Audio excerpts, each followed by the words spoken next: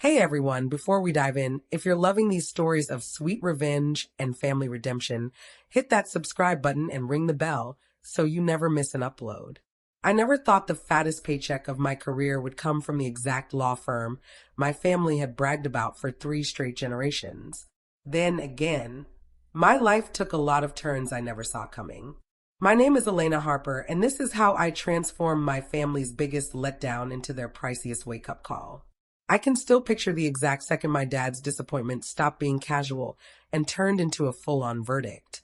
I was 17, standing in our living room surrounded by the paintings I'd poured my soul into for art school applications.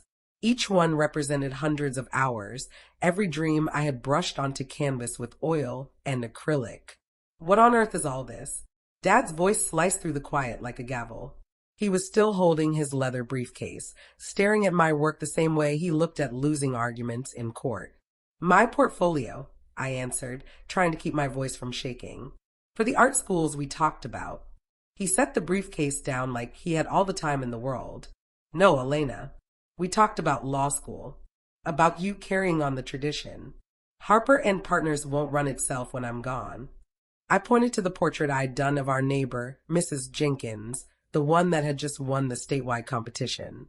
It didn't just look like her, it felt like her, all those years of kindness glowing in her eyes. But look what I can do, Dad. This isn't some hobby anymore. I'm actually good. Good. He picked up the acceptance letter from the School of the Art Institute of Chicago, like it was contagious. Do you have any idea what their graduates make compared to Yale Law? This isn't just about you anymore, Elena. This is about legacy. Mom appeared in the doorway wearing her perfect hostess smile. Why don't we talk about it over dinner? I made lasagna, your favorite. She always tried to patch the cracks with food and small talk. There's nothing to talk about, Dad said, letting the acceptance letter fall onto my neat stack of paintings. No daughter of mine is throwing her life away splashing paint when she could uphold the Harper name. Conversation over. But it wasn't over. It was only just starting. Like any desperate 18-year-old, I took matters into my own hands. I applied for every scholarship and loan I could find in secret. When the partial scholarship from SAIC arrived, I packed a single suitcase in the dead of night and left a note. I have to follow my own road. I'm sorry it isn't the one you drew for me. Dad's reply was one cold text. Don't expect a dime from us. Art doesn't pay the rent. Those words haunted me through years of instant noodles, cramped apartments with 3 other broke creatives, endless rejection letters from galleries, and 3 a.m. barista shifts. But never quite enough to make me give up. What my family never bothered to learn was that I wasn't just painting pretty pictures. I was inventing. While they pictured me doodling, I was blending digital effects with old school techniques no one else was doing. While they assumed I was failing, I was quietly building a name in the luxury portrait game for work that didn't just look like a person.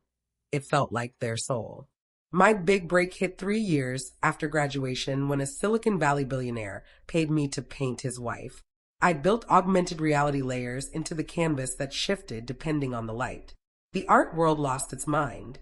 Overnight, Elena Harper wasn't starving anymore.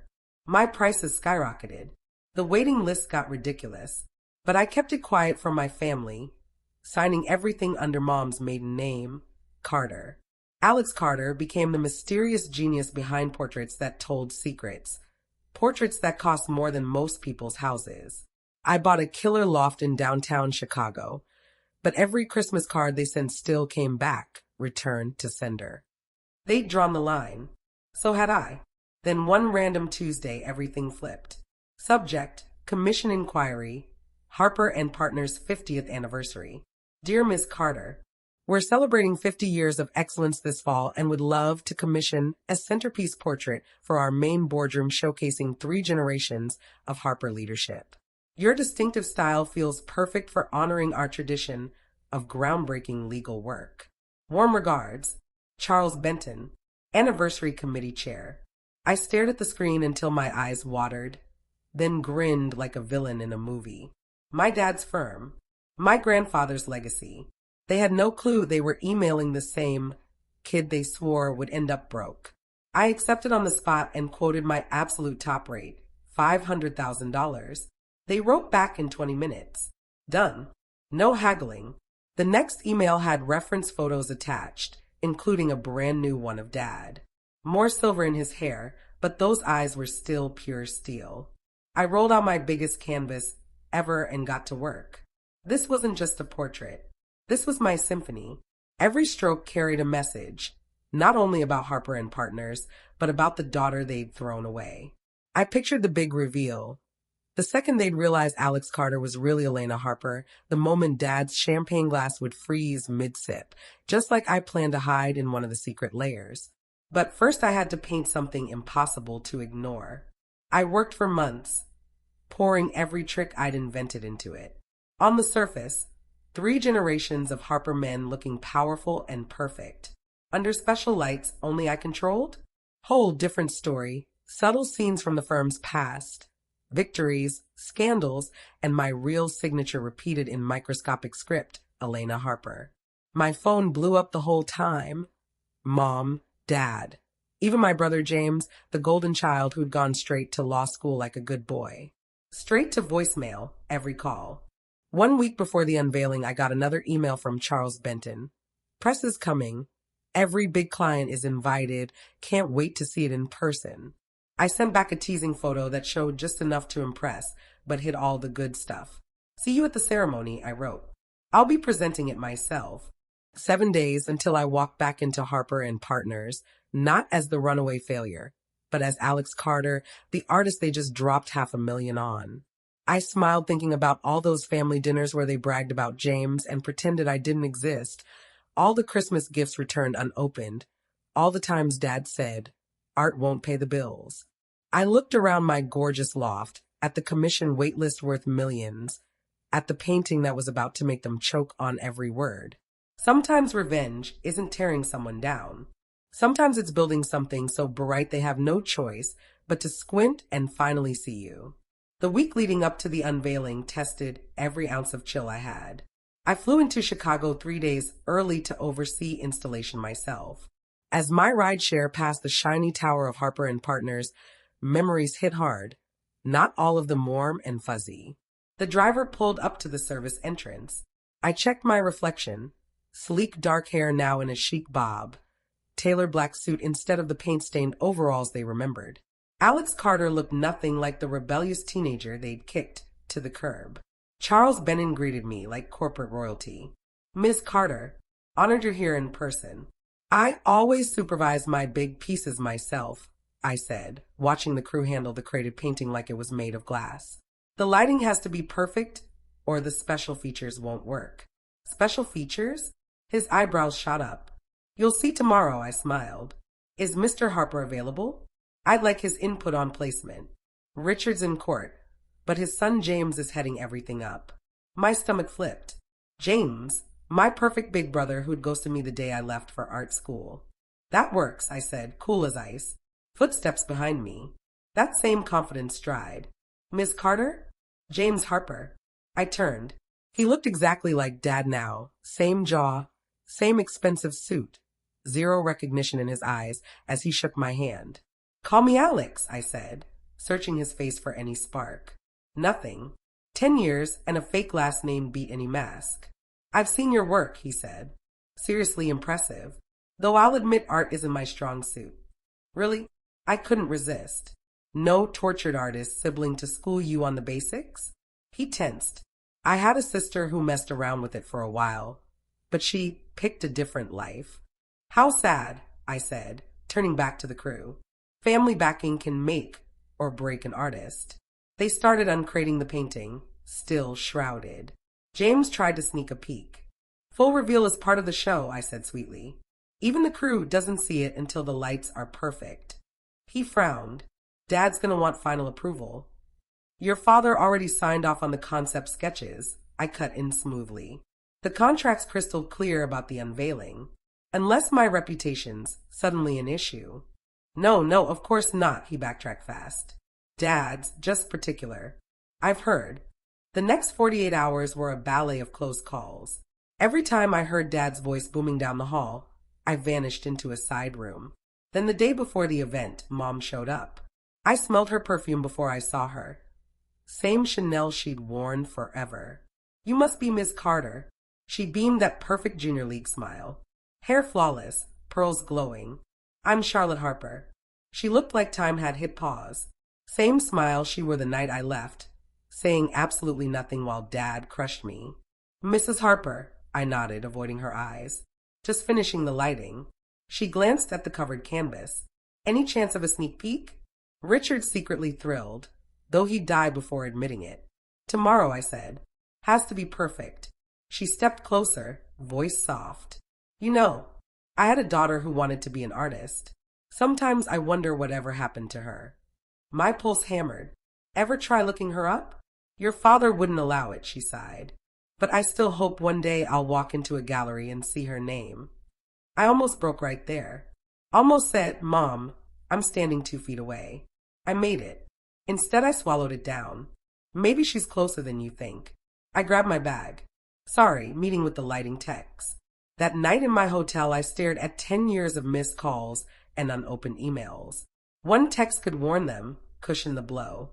I deleted every single one.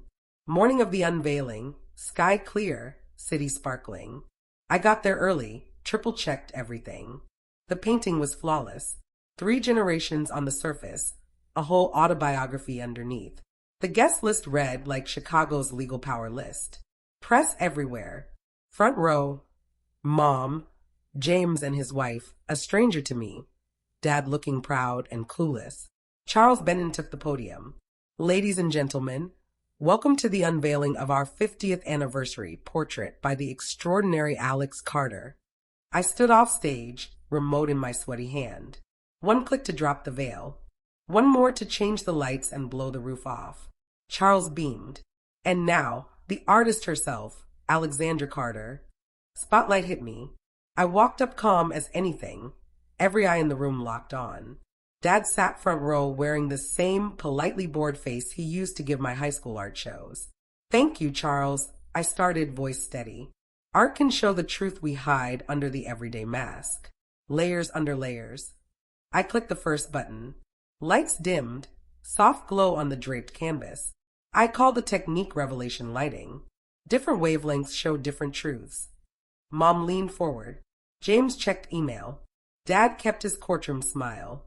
"Before we unveil," I went on, "let me tell you a quick story about family, legacy, and what happens when you bet against someone's dream." Dad's smile slipped a notch. 10 years ago, a girl left home to chase art. Her family, especially her father, told her she was ruining her life. That paint wouldn't pay bills. That she was spitting on generations of tradition. Dad went rigid. James's phone lowered. She spent a decade inventing new ways to make paintings breathe. She built a new name, one that let her charge 500 grand for a single piece. Mom's hand flew to her lips, tears already forming. "That girl is standing here today," I said. "Hired by the very firm that was supposed to be her future. Hired by the father who swore she'd fail." I hit the second button. The drape fell. Gasps filled the room. There they were, grandfather, Dad, James, looking like gods of justice. But as I clicked again, the lights shifted. Hidden scenes emerged. Famous cases, quiet scandals, and my real signature repeated everywhere, Elena Harper. "In case anyone's confused," I said into dead silence, "Alex Carter is Elena Harper. The daughter you all wrote off. The failure who now out-earns your first-year associates by a mile." Dad's champagne glass stopped halfway to his mouth, exactly like I'd painted in one of the secret layers. I looked straight at him. "Turns out art pays the bills just fine, Dad." Cameras flashed like lightning. Mom was openly crying. James looked ill. I hit the final button. One more shift of light, and there I was in the background, 7-year-old me perched on Dad's office couch, sketching while he worked. "Legacy isn't always following footprints," I said. "Sometimes it's making your own path and daring the world to keep up." I stepped back. "It's all yours, Harper and Partners, every layer, every truth. Consider it my gift to the family legacy." The applause exploded. Reporters swarmed. Clients crowded the painting, oohing and eyeing. Dad hadn't moved, glass still frozen. Then he stood, walked toward me like the room wasn't there. "That little girl in my office," his voice cracked. You used to draw on my legal pads while I prepped cases. I loved those days. He swallowed hard.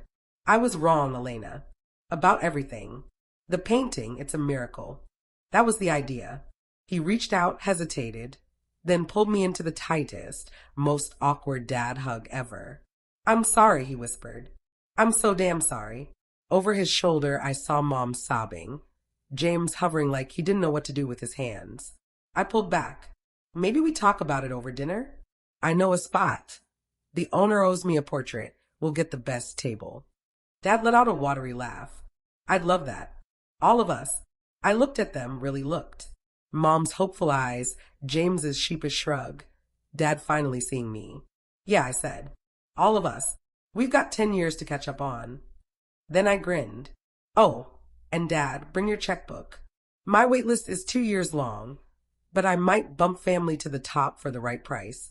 He barked a real laugh, eyes shining. Art really does pay the bills, huh? Every single one, I said, with plenty left over for more paint.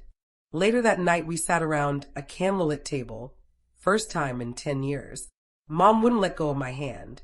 James asked a million genuine questions about my techniques. Dad kept staring at photos of my work on his phone like he couldn't believe it. The portrait now hangs in their boardroom, still surprising people who know where to shine the light. But the real masterpiece wasn't on that wall. It was right there at that table, something broken made whole again. Because sometimes the sweetest revenge isn't revenge at all. Sometimes it's just showing up as your full self and letting them finally see the light. Thanks for watching, guys. Drop a like if this one gave you chills, and I'll catch you in the next one.